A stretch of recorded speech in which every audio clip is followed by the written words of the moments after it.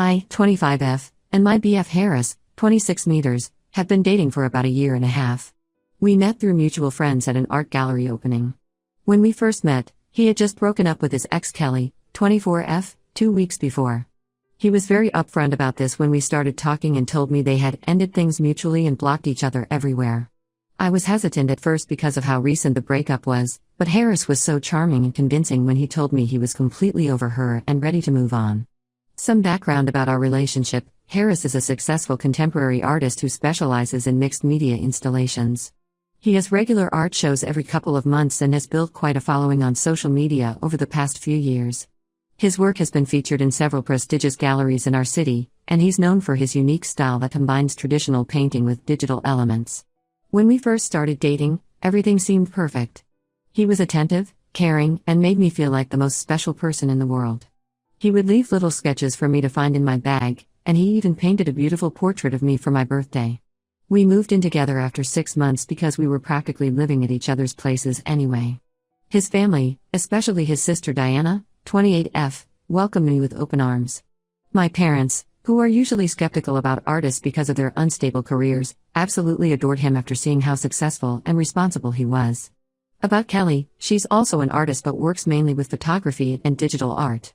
She's not as successful as Harris, but she has her own small following. They dated for 3 years before breaking up, and their relationship was pretty serious.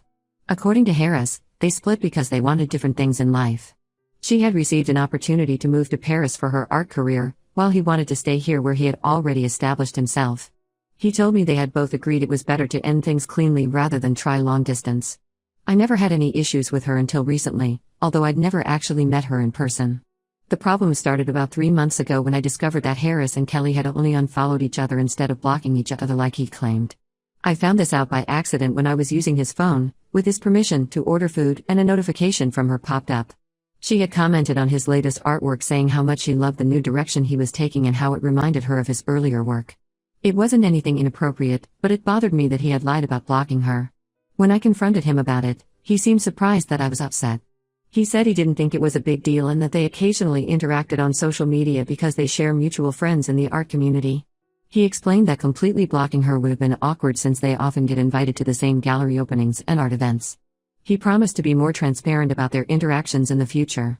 I wasn't completely happy about it, but I decided to trust him because everything else in our relationship was going so well. Things were fine for a few months until last week when I discovered something that completely shook my trust in him. I was cleaning our apartment while Harris was at his studio, and I noticed that his desk was particularly messy. While organizing it, I found a sketchbook that had fallen behind the desk. When I picked it up to put it back, several Polaroid photos fell out. My heart stopped when I saw what they were: recent photos of Harris and Kelly at various cafes and art galleries.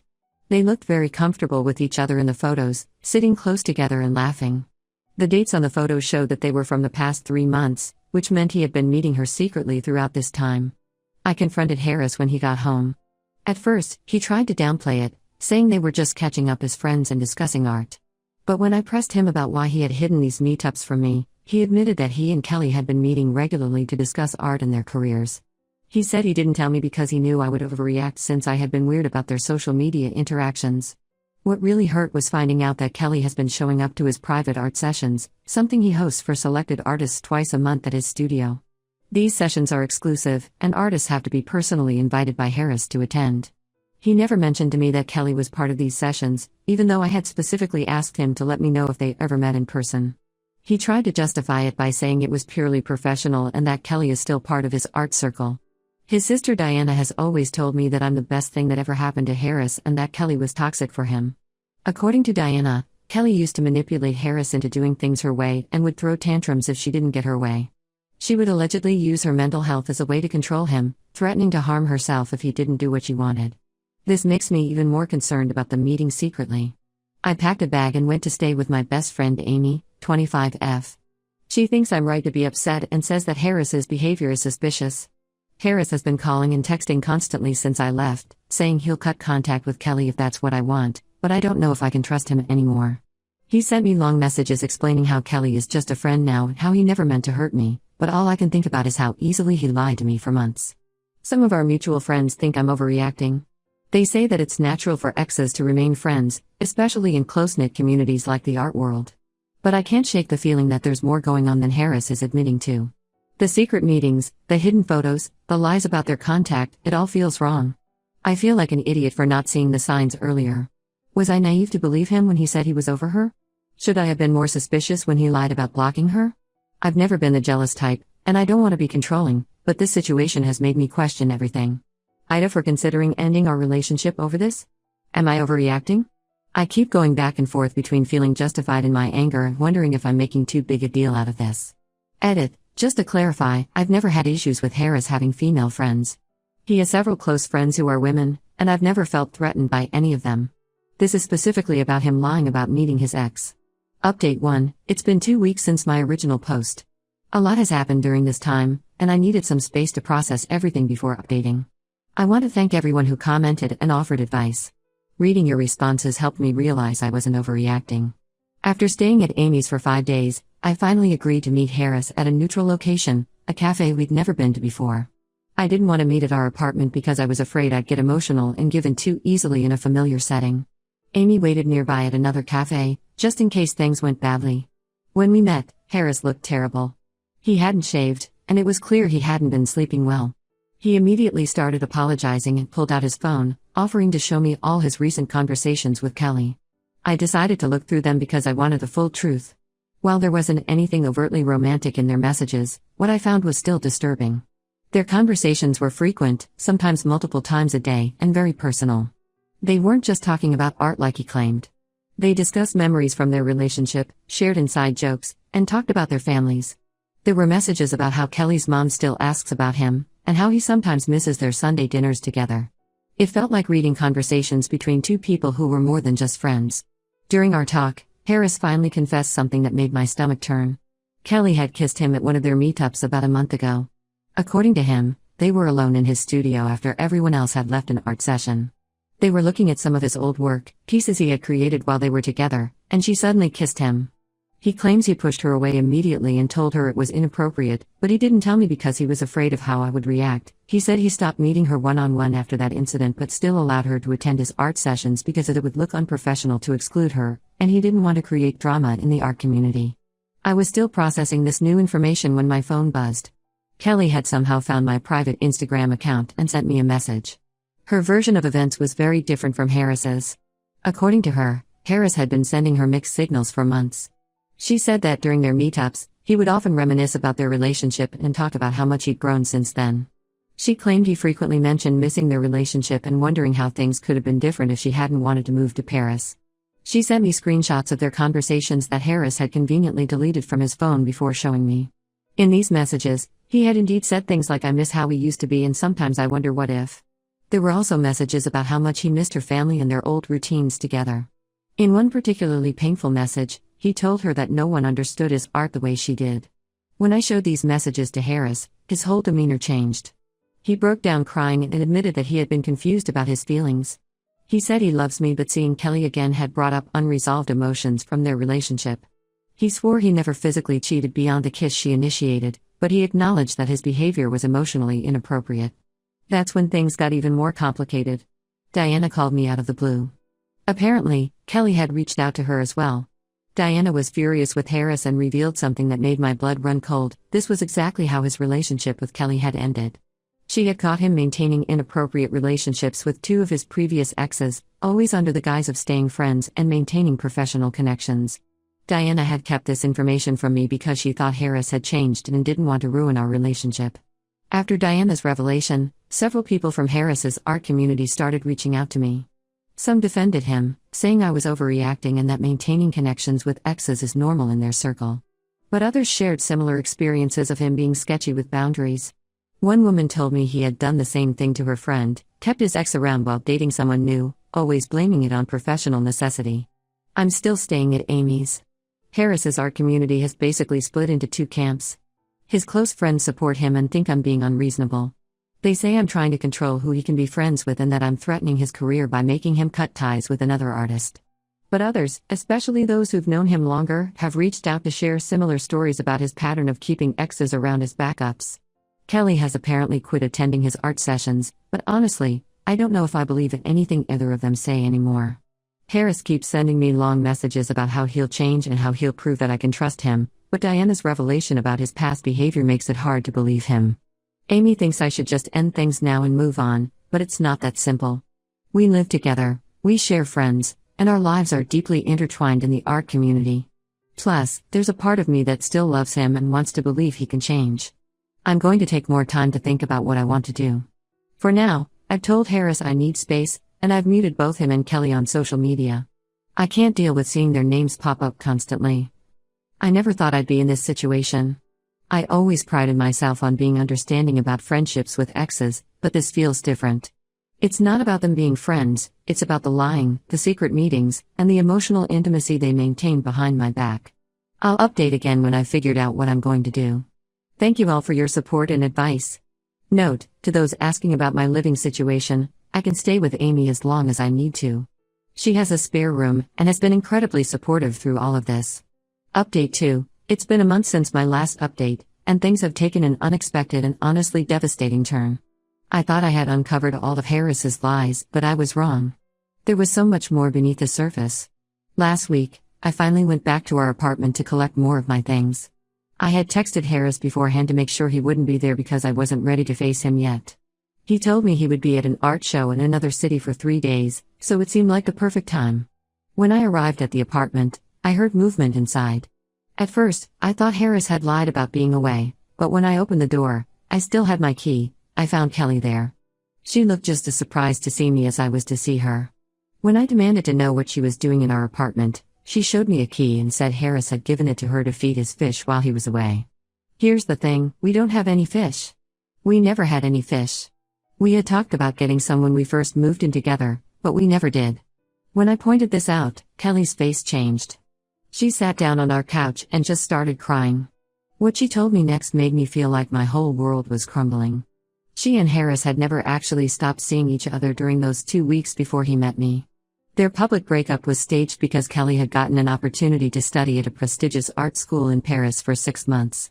They thought a clean break would be easier than trying to maintain a long-distance relationship, especially since they had already tried that once before when Kelly had a 3-month residency in New York. The plan was for them to get back together when she returned from Paris. They had even discussed her moving into his apartment, the same apartment I now shared with him. But during those 2 weeks, Harris met me at that gallery opening. According to Kelly, he told her he had unexpectedly developed feelings for me and wanted to explore where things could go. Kelly was devastated when she came back from Paris and found out about us. But Harris had convinced her to keep their original relationship timeline a secret. He promised her they would remain special friends and that maybe someday, when the timing was right, they could try again.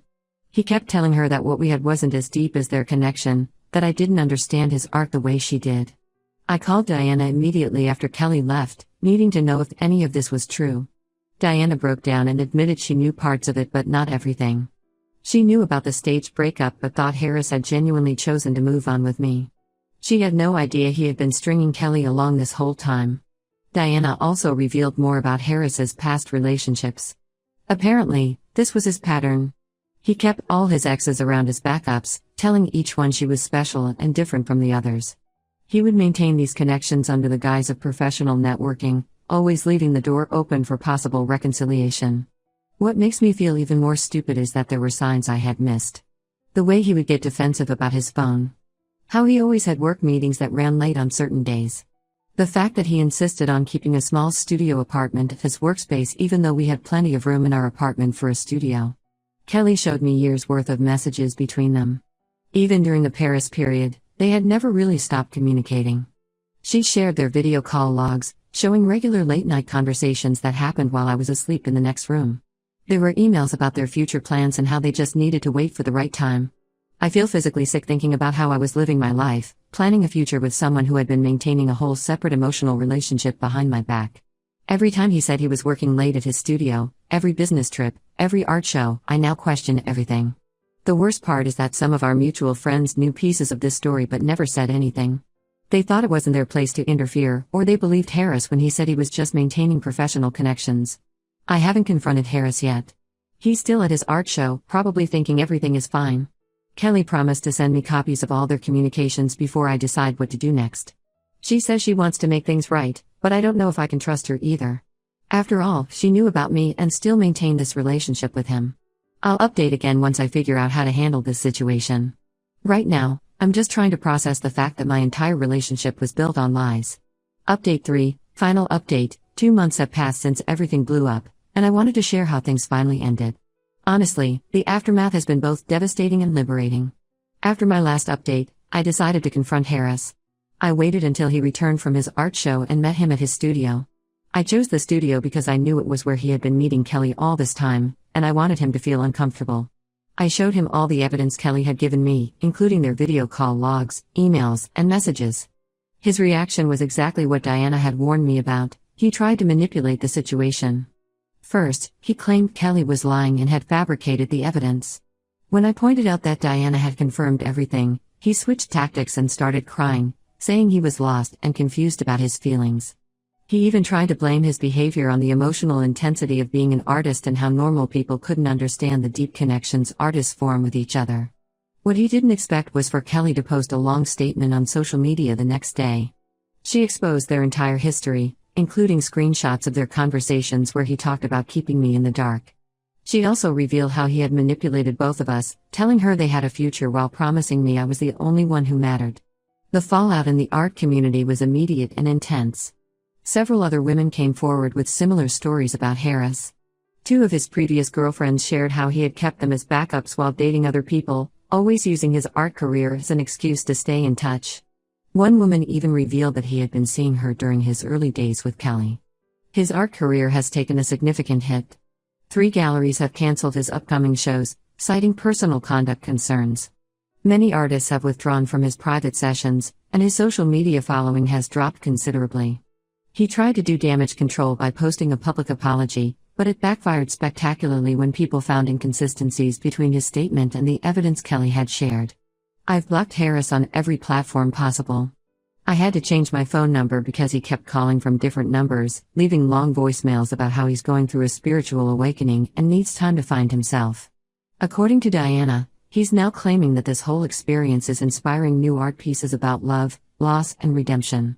She says he's planning a new series based on our relationship, but thankfully, the galleries aren't interested. Kelly reached out to apologize again, saying she wants to make amends.